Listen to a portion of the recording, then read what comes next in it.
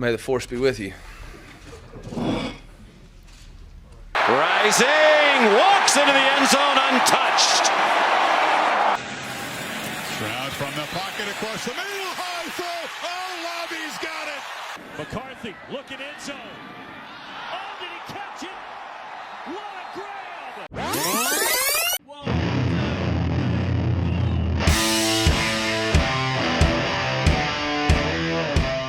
You are listening to The Review on the OSG Sports Podcasting Network.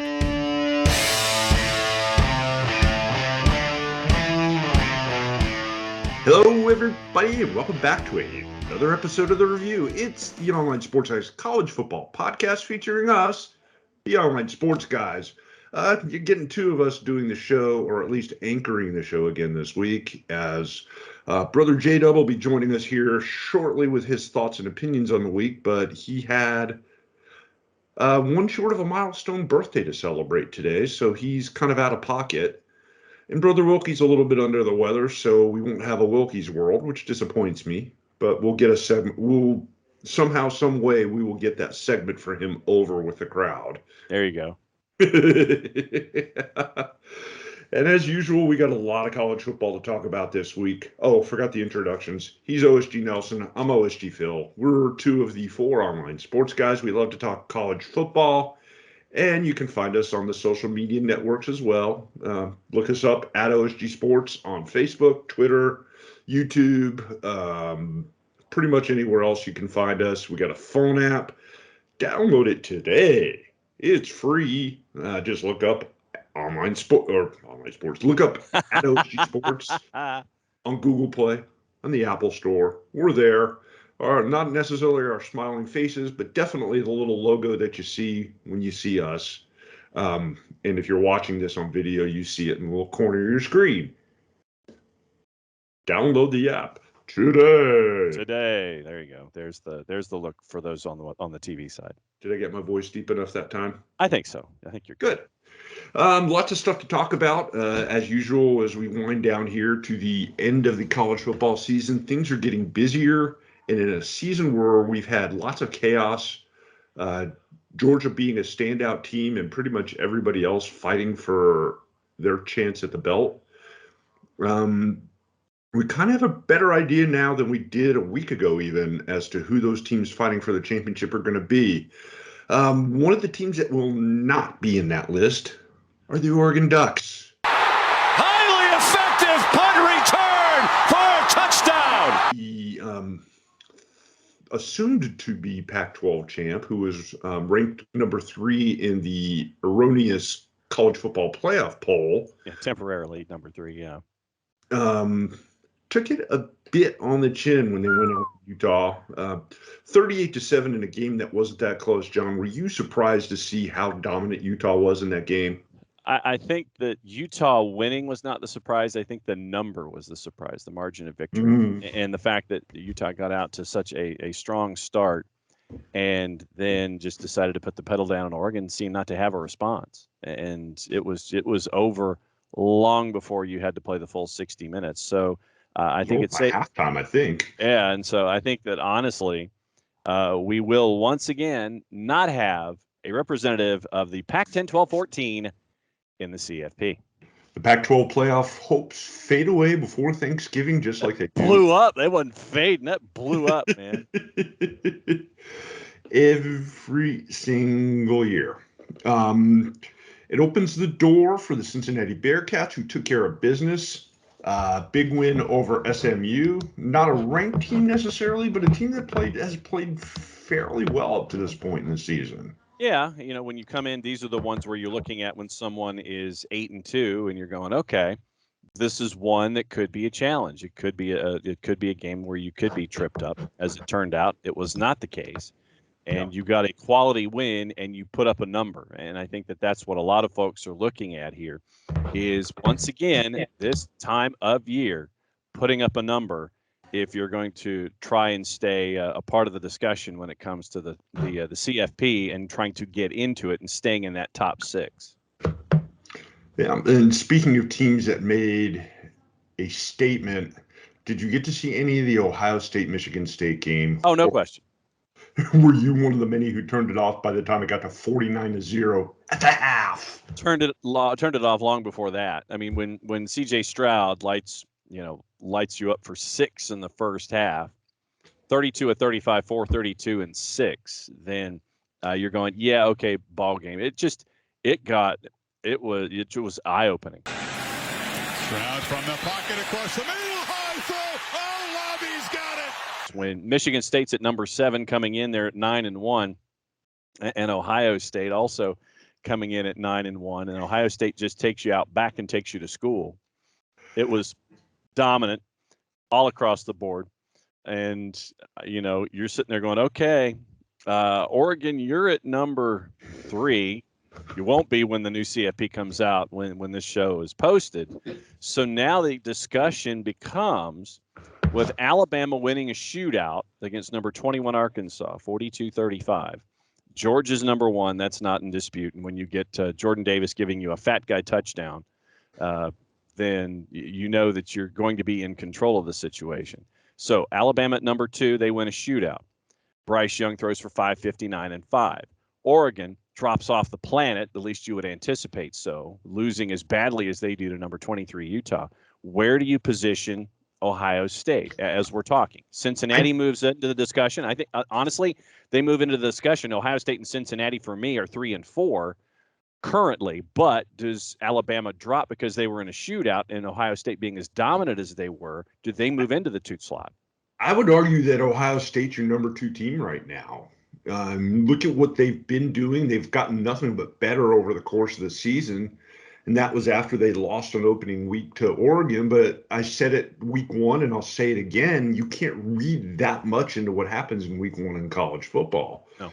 Because teams like Ohio State, breaking in a brand new quarterback in Stroud, who had never thrown a pass in a college football game before, they're going to get better as that guy gets better, as your leader gets better, and as that team gets experience. They've proven that they could do. That being said, I was not that surprised to see them light up Michigan State, because going into the game, Michigan State had the worst pass defense in college football in the FBS. So the fact that they had no clue what to do with the Ohio State receivers isn't a huge shock to me. I, was one of those people, unfortunately, like the college football committee. I can't believe I'm actually agreeing with something that they did. Wow. But I actually thought that I thought Michigan was a better team than Michigan State, even though Michigan State beat them. And I think this backs that up. Yeah. Mel Tucker's done a great job. Don't get me wrong. Sparty is back. Mm-hmm. They are relevant to the conversation again, and that's a big deal. But when we're talking about college football playoff seedings this week, I fully expect Ohio State to be number 2. There's not really a good reason why they shouldn't be. Yeah. Unless you're going with the SEC bias towards Alabama, who's been good. Don't get me wrong. I'm not. And they haven't lost, and I think that's that's part and parcel to the discussion. So, they haven't lost it within the CFP construct. I'm just saying that. But the Tide have struggled to beat almost everybody this season that's not outside of their cupcake games, such as the game with New Mexico State last week. Yeah. But they had a tough fight in Arkansas, who's not a bad team. A good, not great Texas A&M team beat them. Yeah. Later in the season, then Ohio State lost. Yep. And while Alabama's been consistently pretty good, they struggled with a really, really bad Florida team, which, we didn't do. We didn't start talking about Dan Mullen at the beginning of the show. Okay, well, you want to talk about him now? We can. Yeah, we're going to break away from the college football playoff talk here and talk about what we meant to talk about at the beginning of the show, which was the breaking news. Cue music effect. There you go. Dan Mullen will be the coach of the Florida Gators no longer, as he has been relieved of duties as of Sunday afternoon. You said duties. Not a big surprise. But are you in the same boat I am, in that you if we had taken a questionnaire at the beginning of the season to say who was secure in their job, did you really think Dan Mullen would be in the top 10 list of coaches to go quickly No. before the season ends? No, and I'm surprised that Dan Mullen actually lasted as long as he did. And you could tell after the last handful of losses that it just seemed like there was a disconnect. 4 straight losses to Power 5 opponents, 2-9 against Power 5 teams dating back. And dating back to the final 3 games of the 2020 season, 2-9 against Power 5. And you look at what hasn't been happening, and that's the University of Florida and all of the press conference material that Dan Mullen has put out there about recruiting and not recruiting and when it's important and when it's not important. And, of course, the irony of Mullen getting fired after a recent renegotiation and contract extension. There's a certain irony there. 34-15, buyout of $12 million, owed $6 million within 30 days of being fired. So Merry Christmas for the Mullen household. And the remaining $6 million paid out in $1 million installments. And it looks like Greg Knox, the running backs coach and special teams coordinator, is going to fill in as interim coach. And right now they are a 10.5-point favorite against Florida State next week. Cue the laugh track. Maybe the whole game should be played under yakety sax as your background music, because right now you have a game that will determine bowl eligibility for someone. One team. Both teams going into this at 5-6. The winner will be bowl eligible. The loser will be 5-7. Good to know that there's at least something at stake in the game. Shit. Florida State runs the risk of being below 500 for the 4th season in a row. And Florida runs the risk of going from the SEC championship, coming within a touchdown of getting to the college football playoff last year, to an epic collapse. Yeah, and I mean it's. I'm just surprised it took as long as it did, especially after the Samford shootout and the other losses that have been on the board for Florida recently. And you're just kind of sitting here going, honestly, really? Are you sure? And then they finally, to me, it just took entirely too long for something like this to happen. I mean, when you look at the schedule, and I mean, and this is looking strictly at the schedule this year, and you look at what Florida did not do, and that's the best way that I can phrase it. It's what Florida didn't do in losing. And I give Eli Drinkwitz a tremendous amount of credit for what he did in the postgame presser. For those who didn't get to see it, dressing up as Darth Vader on his way out the door. Which also referenced something that Mullen, in his complete arrogance, had done the year before when he started making his Darth Vader references. Yeah, so you lose 4 of your last 5, and honestly, you lose 5 of your last 7 if you want to go back a little bit. You lose at Kentucky. You beat Vanderbilt. Congratulations. You lose the shootout in Baton Rouge. You get blown out at the world's largest outdoor. You get blown out in South Carolina, and that was when I honestly thought that he was going to be dismissed. Then the 70-point win against Samford that was not at the O-Dome. It was at Ben Hill Griffin. Yeah, after giving up 42 points to Samford in the first half, and Samford being a middling FCS team, not an elite FCS team. And then losing at Missouri in overtime. This honestly, I thought, took entirely too long. And what we're seeing now is a Florida team that is 2-6 in the SEC East. 2-6. I honestly thought that this was going to happen. I just thought it took too long. Yeah, and it makes me wonder that if Mullen started buying into his own hype. Probably. I mean, last year when they were having all that success with Kyle Trask at quarterback, everybody was heralding Mullen as being some sort of quarterback whisperer or offensive guru because he made Kyle Trask, who was a backup in high school, into a Heisman Trophy contending college quarterback. Yeah. And he also had a hand in Dak Prescott's development when he was at Mississippi State, and a few other decent quarterbacks that came out of there, and it just all fell by the wayside. He didn't get rid of Todd Grantham after the defense struggled last year. Everybody fires Todd Grantham as their defensive coordinator. It's what he exists to be done. Mm-hmm. How the guy keeps getting jobs is a whole other issue, but geez. I mean, what was he? At one point, he was defensive coordinator at Georgia, defensive coordinator at Louisville, defensive coordinator at Mississippi State, defensive coordinator at Florida. Uh-huh. And his defenses have done nothing. And Mullen didn't pull the trigger on that last year and just kept mouthing off like he was some holier than thou guy. Okay, so here's Todd Grantham's 2000s. Let's just go back to 2000. 3 separate teams in the National Football League. So after the 2009 season, when he was the D-line coach of the Dallas Cowboys, Georgia for 3, Louisville for 3, Mississippi State in 2017, where he was associate head coach and in charge of linebackers and defensive coordinator. Then for the last 3 seasons, he was with Florida as their DC. So in his entire coaching career, it was 5 years at Virginia Tech, 2 years at Michigan State, then the 3 tours in the National Football League. So 1, 2, 5, 10 separate jobs in 31 years. So there, and you start your career with 5 seasons at Virginia Tech.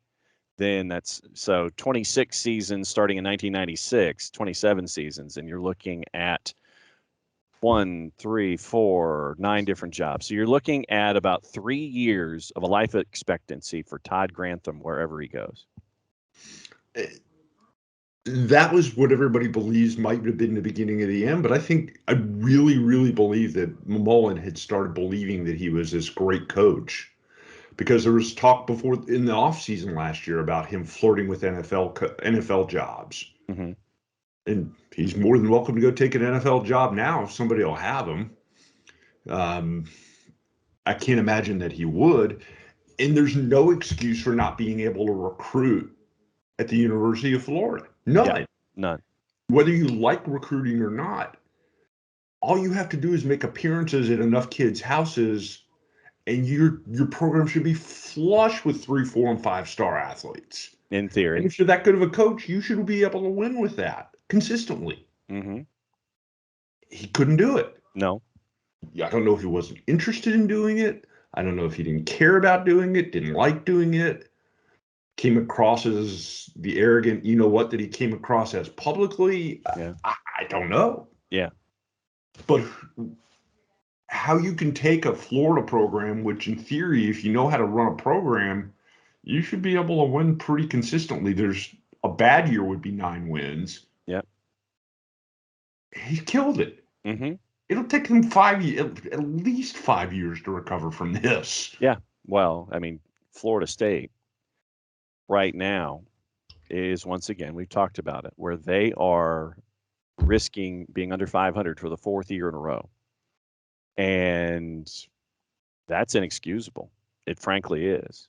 And this culture that is currently happening in Tallahassee is on the verge of happening in Gainesville. And yeah, from what I understand, it's a little different. I spent the weekend down in Statesboro with some of my old friends from college, and my friend Big Tom, who is very wired into the Florida State program, said the Florida State folks are happy because they've got a great recruiting class coming in. The program is on the upswing compared to the other programs in the state. And the expectation is they should be contending within the next 2 years. Fantastic. So that means 6 years of national irrelevance. Okay, that's great. It doesn't happen overnight. You can kill a program overnight, but it takes a lot more than just one season to recover from it. Mm-hmm.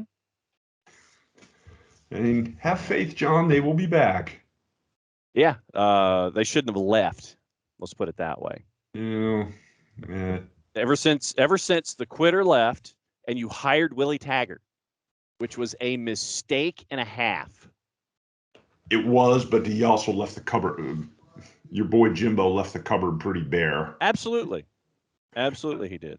Anyway, well, Where do you want to go now? Now that enough about next. coach talk. We'll go back to talking about the college football playoff because there's so much to talk about. We talked about Ohio State. We talked about my prediction that they will end up number 2 in the college football playoff poll this week. That may or may not be short-lived because coming up this week is the annual Ohio State-Michigan game, and Michigan's coming in on a bit of a roll. They trucked Maryland this past week in College Park, 59-18. What a throw. Look at the layout. One hand, great focus.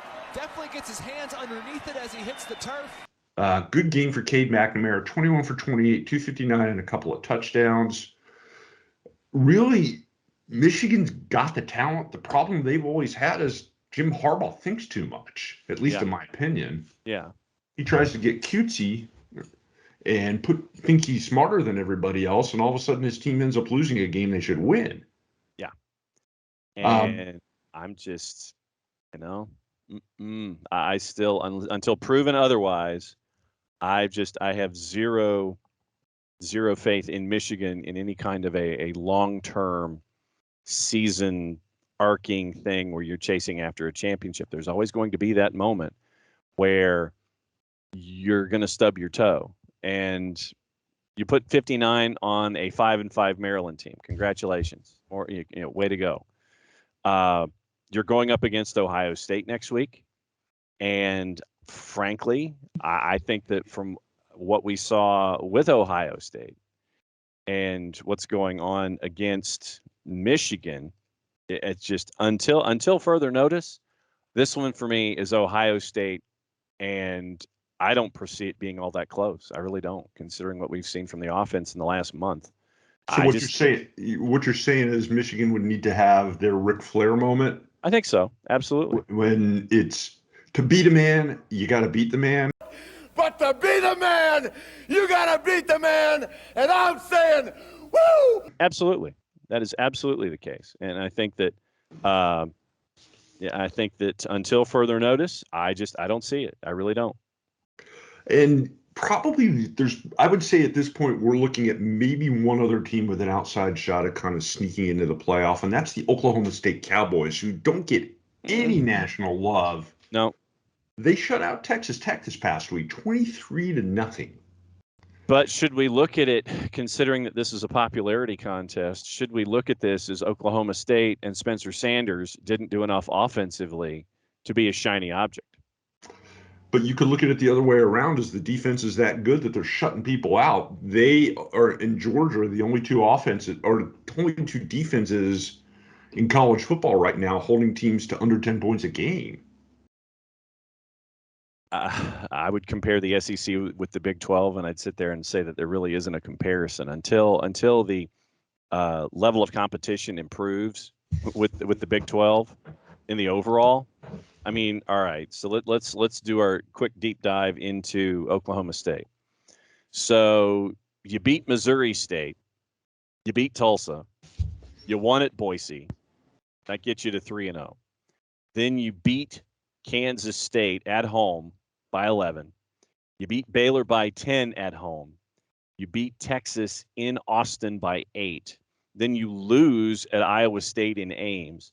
You put 55 on Kansas, as you should. You won in Morgantown, which is a decent test.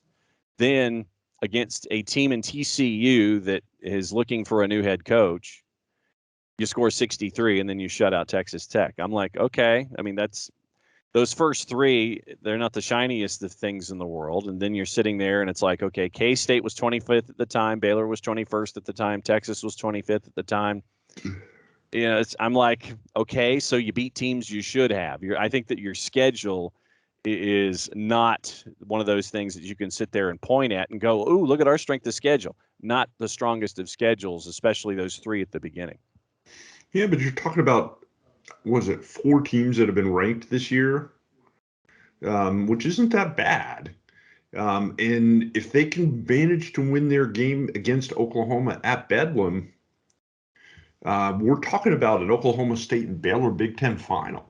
Yeah, and you're looking at, of course, if Oklahoma wins, then it's Oklahoma and Oklahoma State part duh next week. And that's about it. That's how I would phrase it, basically. Part duh. And it won't be the most exciting thing in the world, but once again, the discussion about teams that are in their conferences that will not be a part of the CFP, I think it's safe to say that we can include this conference again. So you're saying what that would say is we get 2 SEC teams, Cincinnati and Ohio State, in the college football playoff. I think so. I think that's how it's going to end up. Yeah, and I think that what you're going to have is you're going to have Georgia at number 1. I think that you're going to have Alabama at number 3. I think you're going to have Ohio State at number 2. I think you're going to have Cincinnati at number 4. And I think that what you're going to do is, make sure that the avoidance of a rematch with Alabama and Georgia doesn't happen until the CFP title game, because that's what's best for business. Which ironically would also mean Georgia and Cincinnati play in the first round of the playoffs, a rematch of their Peach Bowl matchup from this past season. But I think that you will have 2 teams that are far more engaged than one of the teams the last time these 2 teams played. Point. Cannot dispute that. Before we get too wrapped up here in the first block, I almost forgot. It's time to toss it over to Brother J-Dub, who couldn't join us while we were recording the show, but through the magic of editing, will be joining us now. Brother J-Dub, let's get your thoughts about how things went down this week. Take it away, my friend. Thanks, guys. There's a lot going on in college football this weekend, but the bigger story in OSG world is that it's my birthday this weekend. So I am coming to you via satellite from the OSG Carolinas home office. So let's buckle up. Let's enjoy the ride from where my brain's going to take you here. I'm going to start off with the Wake Forest Clemson game. Now, it's always hard for anybody to go into Death Valley and play the Tigers. It just is. I played Clemson 3 times when I was at Wake Forest, two on the road, 1 at home. And I was 2-1 against the Tigers, right? My freshman year, we lost in Clemson. Sophomore year, we won at home. And then my junior year, 93, went into Death Valley and won. It was our one of only 2 victories that year total. The other victory was against Appalachian State. So we weren't that good that year. But yesterday was not that day. Wake Forest was 9-1 going into the game, looking at playing a down-and-out Clemson team. Turns out, leave it to Wake Forest to play Clemson on the day they had their absolute best offensive day in the entire season. You look at Kobe Pace at 24 carries on the ground for $191. Will Shipley, 19 and 112. Wake Forest's philosophy on defense. Dave Clawson's like, it's okay, let's give up a whole bunch of points on the ground, in defense, because we're going to score a whole bunch more points in offense. So it's that bend but don't break off defensive philosophy. Not a big fan of it, especially when you play a team like Carolina and lose, and you play a team like Clemson and get trounced. So there is that. Wake Forest is still, 9-2 in the conference now after the 48-27 loss. Clemson is 8-3. Clemson just kind of delayed the Wake Forest shot at the ACC title, but it's going to happen. DJU didn't have a great day, 42 QBR, but neither did Sam Hartman, right? 64 QBR. Not a good day from his standpoint. But Wake Forest, you can't argue that this is one of the best seasons in Wake Forest history. 9-2 on the ground, looking really good. But they play in Chestnut Hill next week. You don't want to play Boston College in November. You don't. So we'll see how that goes. But yeah, that's ACC. You're looking at probably Wake Forest and Pittsburgh. And if I had to call it right now, guys, that's who I'd say is going to be in it for the ACC championship. Switching gears now, my son graduated from Michigan State, so I want to talk. He got his PhD there. He's the smart one in the family. So I want to talk about Ohio State, Michigan State. Now, Sparty had to win this game. Sparty had to come into this game and do well. They're 7th in the country, wanted to stay relevant in the CBP talks. That didn't happen. Holy crap, C.J. Stroud, put him in the Heisman Trophy talk after the game he had.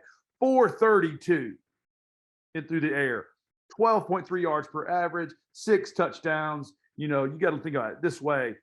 They put a hurting on the green and white, and Ohio State jumped to number 2 in the rankings. So yeah, good job for the Buckeyes setting up a huge game against the Fighting Harbaughs of Michigan. Now, Jim Harbaugh doesn't play Ohio State fairly well, so we'll see how that goes. Something tells me that the Buckeyes are going to have their way with the Wolverines. But that's just me.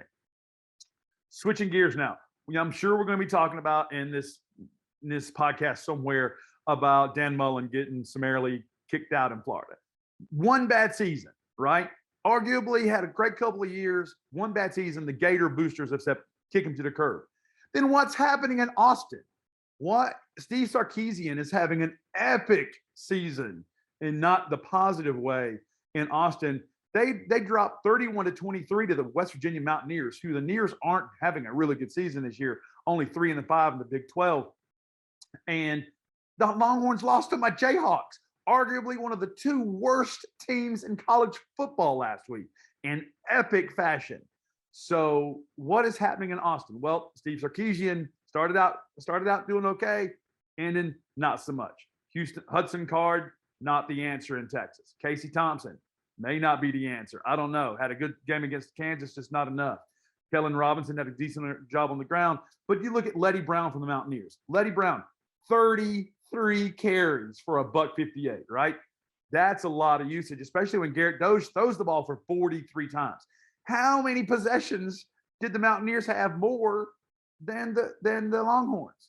You can't score if you don't have the ball, guys. That's just offense 101. So good job to the Mountaineers. Now, speaking of my Kansas Jayhawks, last week, epic win in Austin, first time in school's history, but played TCU this week. And Lance Leipold, Leipold is starting to get that culture in Lawrence. I think Jalen Daniels is the answer. Young kid went 22 for 30 for 255 and 2 touchdowns yesterday, had a costly interception. QBR above 84, not bad for a Jayhawk quarterback. They had the chance late, but had really poor clock management and timeout management at the end. TCU out-coached my Jayhawks and ended up with a 31-28 win. But hey, it's better than it could be. Normally it's been like a lot to a little, and no one ever bets for a Jayhawk team. But hey, Jayhawks are 2-9, 1-7 in the conference. They got that one win. So I'll take it, especially if it's in Austin. So there is that. But now I kind of want to talk about a team that I'm very familiar with as I'm kind of tying up my loose ends here. Lots of stuff to talk about with everything. But my Campbell Fighting Camels. They've kind of ended, had a lot of injuries at quarterback. Haj Malik Williams got injured. Then you have Hartley got injured. So Dylan Ernie, redshirt junior, has been starting the last couple of weeks. Didn't do too badly, but lost in overtime to the Colonials of Robert Morris yesterday in our season. 3-8 overall, 2-5 in the conference. CJ Freeman, 16 carries for 60 yards. Not too shabby. But yeah, it was a tough way for Mike Mentor and my Fighting Camels in the season. Now we need to regroup, figure out what's going to be happening. We're losing Caleb Sneed, losing a couple other major players. Our defense is going to be completely retooled. So my Fighting Camels are going to be ending. But in basketball, we beat Marshall. So there is that. That was a big win for my Fighting Camels this week. So thanks so much for listening to my satellite report on my birthday weekend from the OSG Carolinas home office. Hope you guys have a great week, and catch us on our socials wherever we are. Hit me up on Twitter, OSGJDub, if you want to say hello. Other than that, guys, it's back to you guys. Thanks, brother J-Dub. The thoughts always enlightening as usual. Wish you could have joined us, but happy birthday, my friend. We'll hopefully get to catch up with you next week, either live or by tape or some combination of the two. Before we wrap up the first block here, John, a couple other games I wanted to touch on really quick because they had some interest. Number 10, Wake Forest took their what was once pristine record down to Death Valley and did not fare too well. Again, something I had a feeling was going to happen because Wake Forest's defense is really not good. Yeah. Their offense is very good, but you can't outscore a team like Clemson, and they didn't. Clemson won 48-27. Ironically, it still gives Clemson at least an outside shot at the ACC, playing in the ACC championship game after all they've gone through this season. Yeah. And that's not necessarily a surprise considering how wacky the ACC has been this year. And we've mentioned how we look at Wake Forest, who is now 9-2, Clemson unranked, heading into the new rankings of the CFP. And Wake has been okay. They've had a great run. And when you're going up against quality competition who has just as much firepower as you do, or a more stout defense than you have, then you see what happens. And Wake Forest has been in 2 staring contests, and they've lost them both. And not necessarily a surprise. Yes, I know you're 6-1 of the ACC, but you've had a great season, and there's nothing to sit here and shake your head about, other than the fact that in games where you were heavily ranked within the notion of the CFP, you've come out a loser.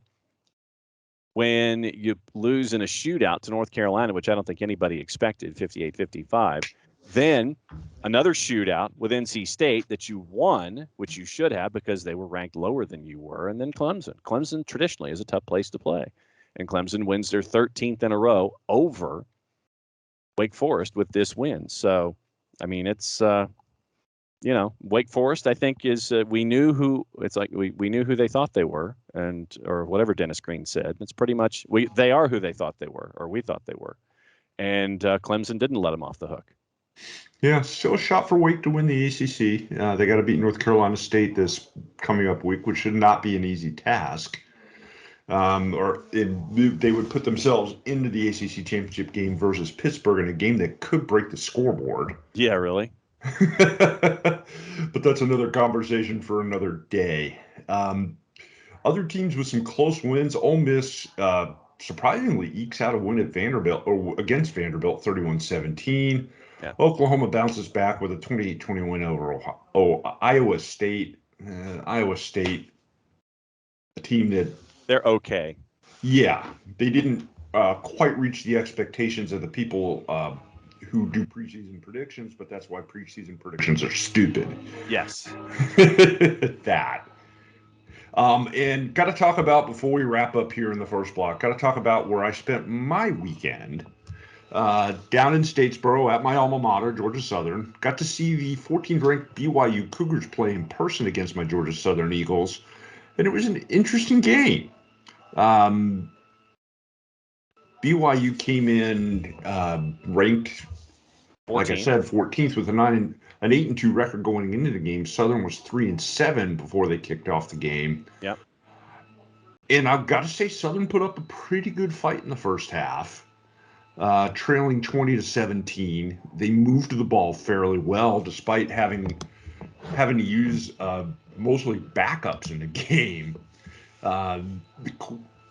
Connor Sigelski, third-string quarterback, got the start. And he actually didn't do bad for a Georgia Southern quarterback, going 11-14 and 122 yards. But the size, the speed, and some occasionally questionable play calling by the Eagles kind of cost them the game. Yeah. It's not a surprise. I mean, but BYU knows what it means in these situations to go into a hostile environment, to go on to the massive road game and pull out a win.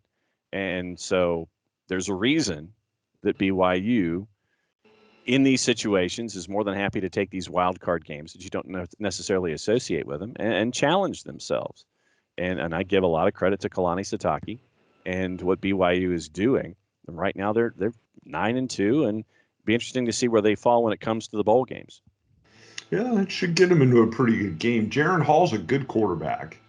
He can swing the ball around the park. He hit a couple of deep passes that were right on target against a questionable Georgia Southern secondary. And Tyler Algier was everything we thought he would be and more. 25 for $136 and a touchdown.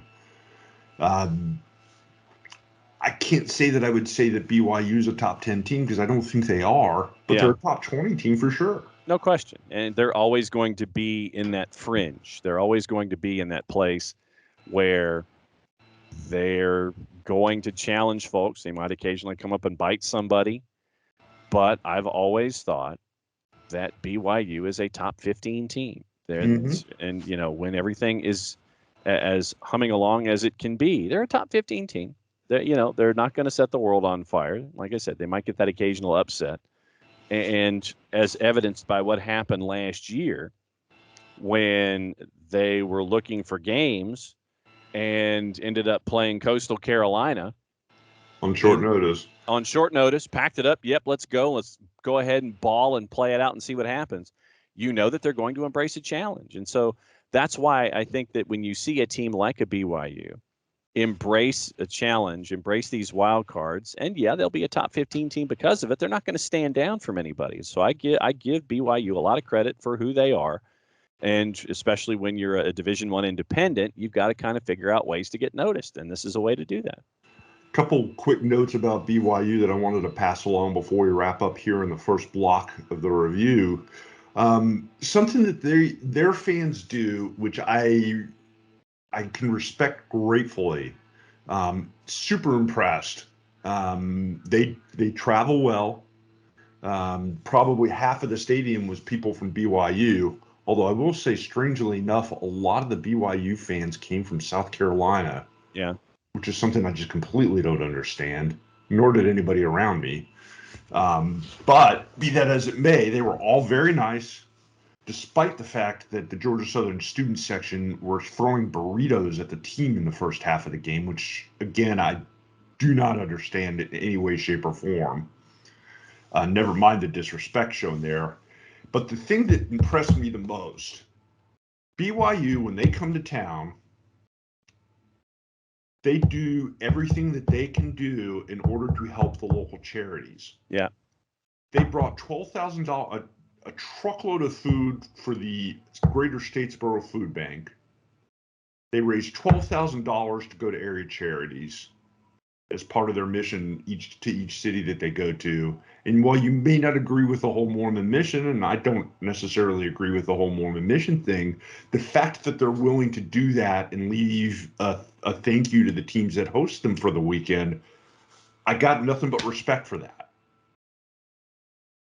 Absolutely. And I think that when you have teams that do this kind of stuff, I think it speaks a lot about the makeup of who you are. And when you do this kind of thing, I think it's absolutely tremendous. And it's rare when you see this. And for the country to be introduced to what BYU can do, I think it's fantastic. And when you get to see things like this, you can't do anything but really, tip your hat to something like this. And so I give BYU a boatload of credit for it. As what I will do in the commercial break is I'll try and research the whole burritos thing with BYU and see if there actually is a connection or if it was just a random note of throwing Mexican food at your opposition. So we'll see what happens in the commercial break. Speaking of the commercial break, I think it's time we go there because we've rambled on for a good half hour plus here in the first half of the show. When we come back in the second half of the review, we're going to talk a little bit more about the coaching carousel and potential candidates for some of the openings because there's a lot of jobs already open before we've hit December. And we'll preview 13, 14, whatever, the last full week of the regular 13, season. Yeah. That comes up this weekend, and a lot of games that could make a lot of difference in the near future for a whole bunch of college football teams. All that and more when we come back for the second half of the review. You are listening to The Review on the OSG Sports Podcasting Network.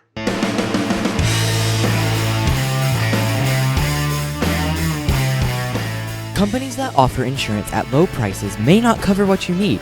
just what you paid for. But cutting your auto insurance coverage could end up costing you thousands. Country Financial offers what cut rate insurers cannot: peace of mind. We offer policies that stand up to life's challenges and protect what you value most. We'll help you make a smart decision, not a costly one. Call Jason Wright at 678-568-6871 today to protect what matters most. Policies issued by Country Mutual Insurance Company, Country Preferred Insurance Company, or Country Casualty Insurance Company, Bloomington, Illinois. We know that every driver is different, and a one-size policy does not fit all. That's why Country Financial offers a variety of discounts, so you get the coverage you need and the savings you deserve. From good driver to good student, multi-policy to multi-car, we've got a discount to suit every driver. Call Jason Wright at 678-568-6871 today to see what you could save. On Facebook at Jason Wright Agency or by phone at 678-568-6871. Discounts vary by state. Policies issued by Country Mutual Insurance Company, Country Preferred Insurance Company, or Country Casualty Insurance Company, Bloomington, Illinois.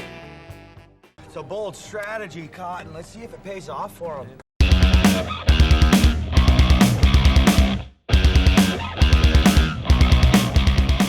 Thanks for sticking around, friends. You have made it to the second half of the show. This is The Review. It's the Online Sports Guys college football podcast where we talk about the week that was and the week that is in college football. And we, of course, are the Online Sports Guys. OSG Phil, OSG Nelson, OSG J-Dub joined us in the first half of the show via the power of editing. Yep.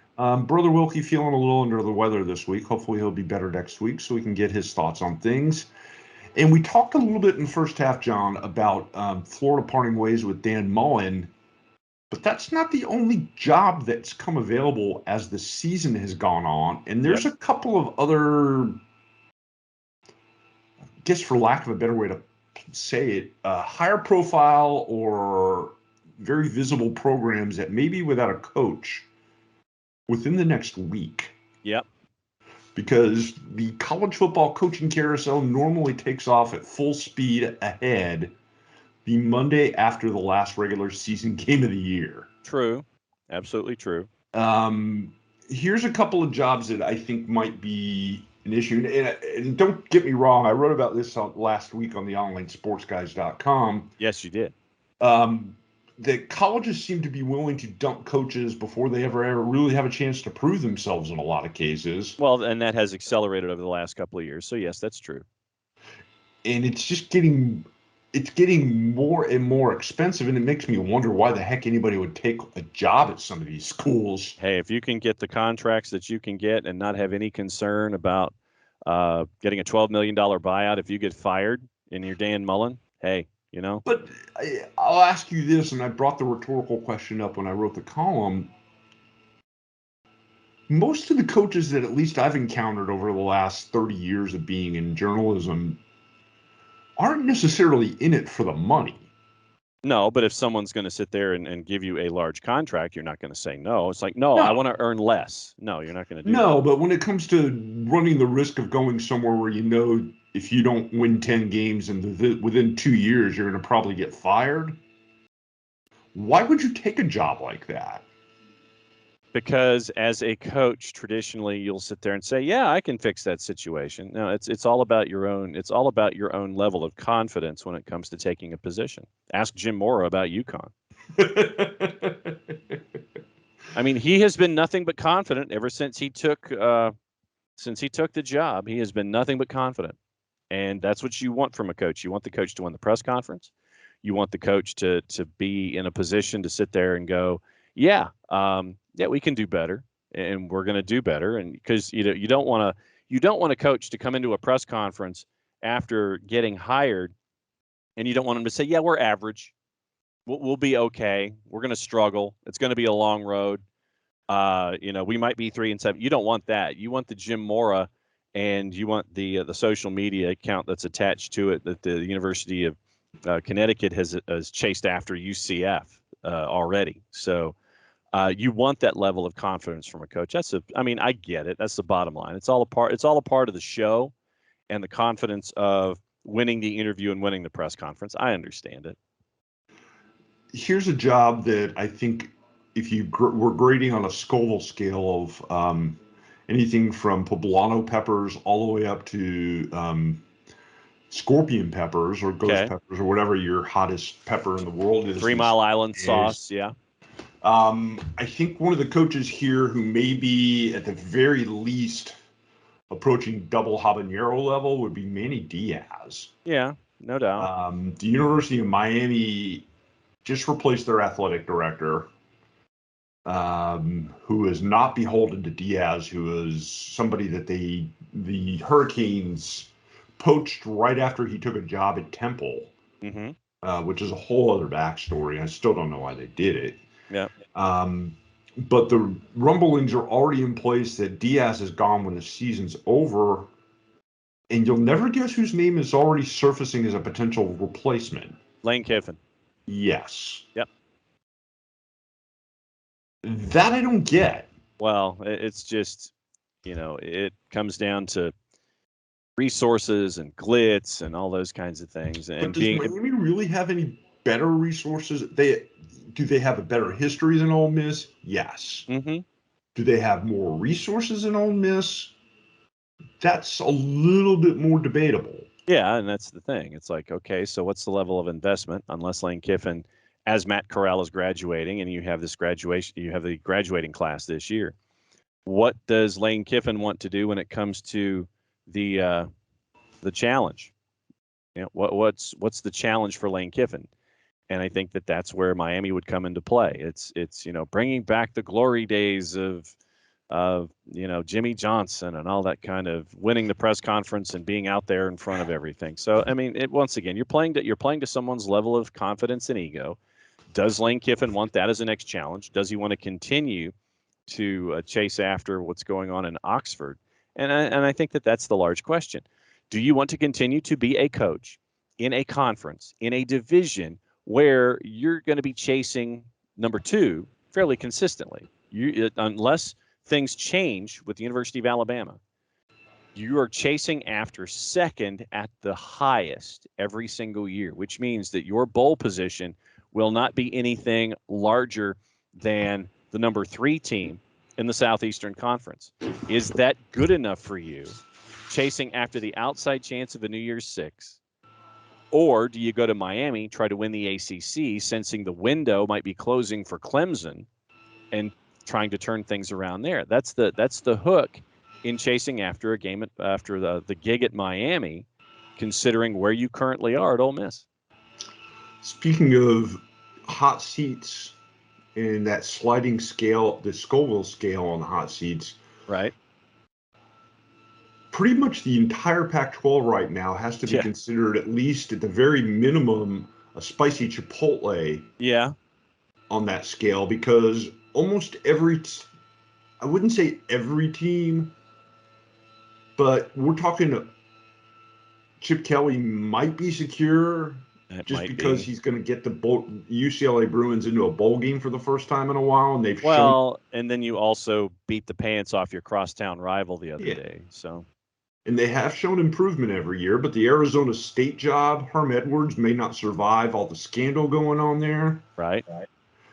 There's discussion that Kyle Whittingham may finally hand over the reins at Utah. Yeah, but that's handing over. That's not necessarily.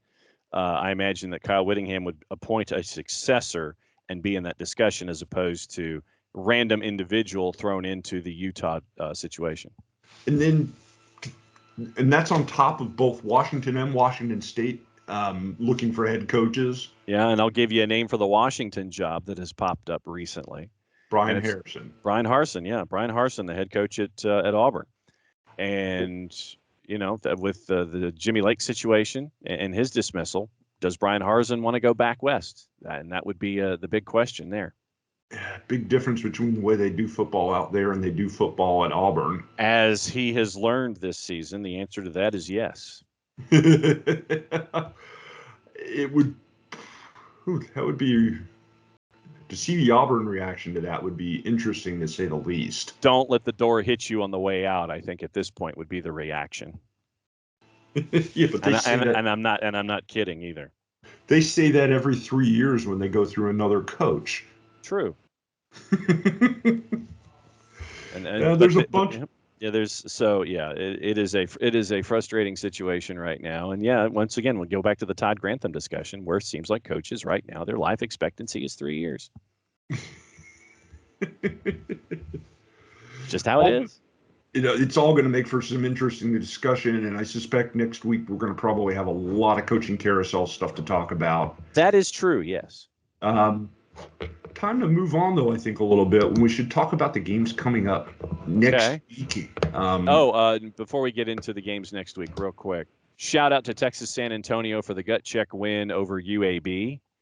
Been a couple of those lately for the Roadrunners. Yep. So tremendous work by them to stay undefeated and really go through the grind right now. And I figured that that UAB would be the team that might make them stumble. Mm-hmm. And they did until the very end. And you got to give them a lot of credit for sticking with it and getting the score with 7 seconds to go. Yeah. And that brings us up to Thanksgiving week college football, which always brings some good rivalry games. And Egg Bowl is probably one of the first ones on that agenda. Thanksgiving night, Ole Miss travels to Stark Vegas to play on Mississippi State. That should be actually a pretty good game. Now I look at this one. The total right now is 60.5 as you and I are talking. They're going to get that early third quarter. I would think so. Mississippi State's currently a 1-point favorite. I got to go with Ole Miss here at number 12. I just haven't necessarily been all that impressed with Mississippi State defensively, and you would hope that Will Rogers puts up the numbers that he has with the lack of a running game that Mississippi State has: 4,100 yards, 34 touchdowns, and completing close to 80% of his passes. So I got to go with I'll go with Ole Miss here and Matt Corral over Mississippi State. Some other notable rivalry games: North Carolina at North Carolina State on the day after Thanksgiving in Raleigh at Carter Finley Stadium. A chance for the Wolfpack to stake at least a potential claim on an ACC championship bid in this game with a win. Yep, North Carolina at 6-5, NC State at 8-3. And NC State is a 7-point favorite. Your total right now 62.5. I could see. I don't think they'll get to the 7. I think they clear the total. I think it'll be another shootout. But I think that North Carolina keeps it close. I think North Carolina State gets the win. And in the battle of the interim coaches, Washington State travels to Husky Stadium in Seattle to take on the Washington Cougars. Apple Cup 6-5 versus 4-7. Washington State's a 1.5 favorite. Your total 43.5.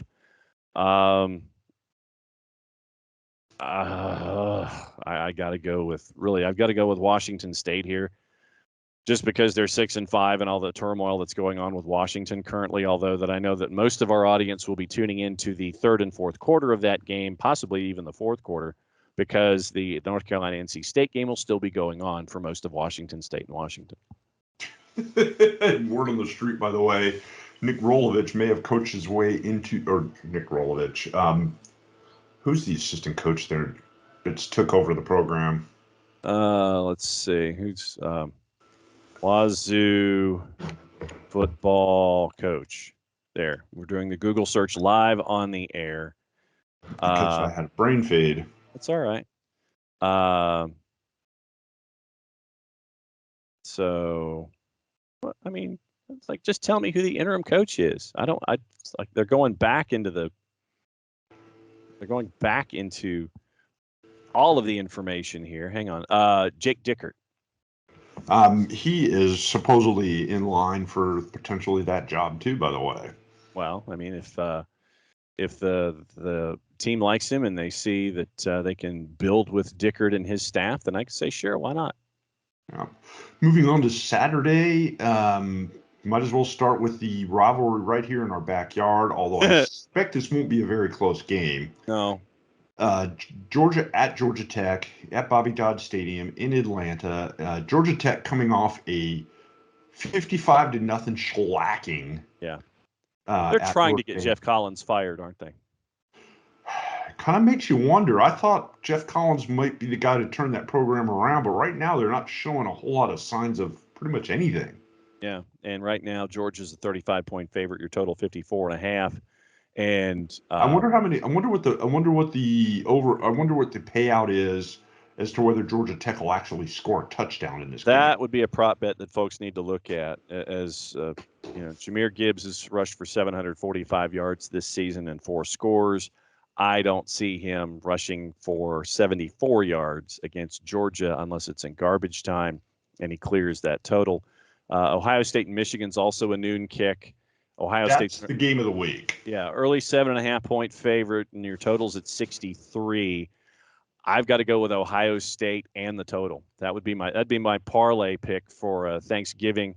Actually, since we'd be past Thanksgiving, it would be Christmas. It'd be 2 days after Thanksgiving. So instead of Thanksgiving side dishes, I guess it would be Christmas, something Christmas related. So go with the peppermint cream that you would put in your coffee, maybe on the total on the parlay for Ohio State and the over on that one. This one to me has the vibe of a close game. It may be a shootout, it may not, but Ohio State's defense is their weak spot. And the one place that they've shown some vulnerability this season, it may not be enough to overcome how good the Ohio State offense is, but it at least gives Michigan a puncher's chance. Yeah, I think it'll be competitive early, but I think Ohio State pulls away. So I'll stick with my my peppermint coffee cream to go in people's coffee. And by the way, if you're willing to take a trip up to the Big House in Michigan, $281, the lowest priced ticket available for that game. Yeah. Other rivalry games, Florida State at Florida. We talked about that earlier. We're not going to get into that any further. Next.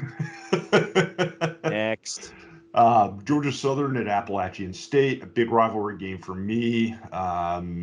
Up at Kid Brewer Stadium in Boone, where nobody beats Appalachian State very much. App's a 24-point favorite early on. Yeah, hopes are not high for that one. Oregon versus Oregon State in Eugene. With Oregon losing last week, this one doesn't take on quite as much meaning, although I suspect the Oregon State folks would love to pull off a little surprise there. Yep, Oregon's a 7-point favorite. Your total 62. I think Oregon clears that. I think Oregon clears the 7. I don't know if they get to the 62. And speaking of 3:30 kickoffs, yeah, the other big 3:30 kickoff, and I suspect either you're going to be there or there's going to be a whole lot of dramatic tension. No. I will be there, and there's not a whole lot of optimism from the home side. Alabama right now is a 19, and your total's at 55. A lot of folks on the Auburn side. It's the Iron Bowl we're talking about, by the way, folks. Yes, and a lot of folks on the Auburn side are already thinking that, this is going to get ugly, and it's going to get ugly early. It will not be a pretty game. So there's your early intel from the Plains. But does an ugly game give them a chance? Oh, no. I mean, like, ugly in the sense of blowout city, not ugly in the sense of mucker. Alabama really has, outside of playing New Mexico State, Alabama really hasn't blown anybody out. So stranger things have happened in that game. Yeah, but right now you need someone. If you're Auburn, you need someone with a mind of Gus Malzahn who can think outside the box and force Alabama to overthink. Brian Harsin is not that man. It's not. Other interstate rivalries this week. Yeah. Indiana travels to Ross-Ade Stadium to take on Purdue. Purdue's a 15-point favorite. I think that one might not get to the 15, but I think Purdue will win. Vanderbilt goes across the state to Knoxville to take on the Tennessee Volunteers. Tennessee's been improved this season. I'll give them credit for that. Josh Heupel's done a nice job getting them to fit into his system or adapt to his system. Yeah, 31-point favorite, 63.5. I think most of that scoring is going to be done by Tennessee. Yeah. Virginia Tech at Virginia. Not the game that it used to be either, but always a good interstate rivalry for those folks up there. One team chasing a coach, having to play in Charlottesville. Virginia's 7.5 and 62. I don't know if they get to the 62. I think Virginia wins it. Arizona at Arizona State. Arizona has struggled, to put it mildly, this year. Yeah. 1-10 coming into this One of game. your bottom of the barrelites, yes. Arizona State, lots of question marks there surrounding the current regime under Herm Edwards and Ray Anderson. Remains to be seen what's going to happen there. A battle of Louisiana that the wife will be keeping tabs on, I'm sure, on Saturday afternoon as Louisiana Monroe makes the trip to Lafayette to take on the Rayjon Cajuns. Yep. And probably your number one contender for the LSU job in Billy Napier. Louisiana right now is or the Florida job, depending on who you ask. Yeah, 21.5 point favorite, 54.5. Louisiana should be in control of that one at Cajun Field. Going down the list here, this isn't an interstate battle, but it's more of a traditional Thanksgiving weekend game. Texas A&M travels to Baton Rouge to take on the Lame Duck Orgerons. Well, and that's the question: is that with Ed Orgeron in his last game, A&M right now is a 6-point favorite. Your total at 45.5. How does LSU respond? And Ed Orgeron this past week could not have looked any less interested in being on that sideline. So is this just punching a clock, or is there going to be some kind of investment, considering that this is going to be, if they win, they're bowl eligible. So what happens here with LSU with 8-3 Texas A&M coming to town? And then, of course, there is the nighttime game of the day, of the week, of the month this year. Mm-hmm. We talked about it a little bit earlier, and that's Bedlam as Oklahoma travels down the road to Stillwater to take on the Oklahoma State Cowboys. And I'm going to just say it now. I think Oklahoma State wins this game. Oh, I think so too. Right now they're a 3.5 point favorite. Your total 50.5. I think that 50.5 gets passed pretty quickly in the third quarter. So for me, that's what I would say where life at T. Boone Pickens is going to be. You've also got Kentucky and Louisville. Louisville's a 1-point favorite early on at 56.5. Louisville's favored in that game? Louisville's a 1-point favorite because it's at Cardinal Stadium. Clemson and South Carolina. Clemson, an 11.5 point favorite against Shane Beamer. I don't think they get to the 11.5, but I do think that they win at the fairgrounds. Looking across the board, BYU, USC, Cal, and UCLA. That'll wrap things up out west. And that'll wrap up the regular season for the most part in college football, because after that we go to conference championship week. What do you say we wrap things up, John? Sounds like a show. Yeah, I think we got us a TV show. I think we got us well, we do a kind of podcast. Yeah. Podcast, Phil. Say the word now. Yeah. Podcast. Yeah. Podcast. Yes, we have it, and it shows up in video form as well. For those of you celebrating with your turkey this week, enjoy your Thanksgiving. Have a happy Thanksgiving. For OSG Nelson, I am OSG Phil. And for Brother J-Dub and Brother Wilkie, who couldn't join us either, hopefully they will have a great Thanksgiving as well. We all wish everybody a happy Thanksgiving. Enjoy the holidays, and we will be back with you again in about another week. Until then, have a great time, everybody. Enjoy your college football and your turkey. So long.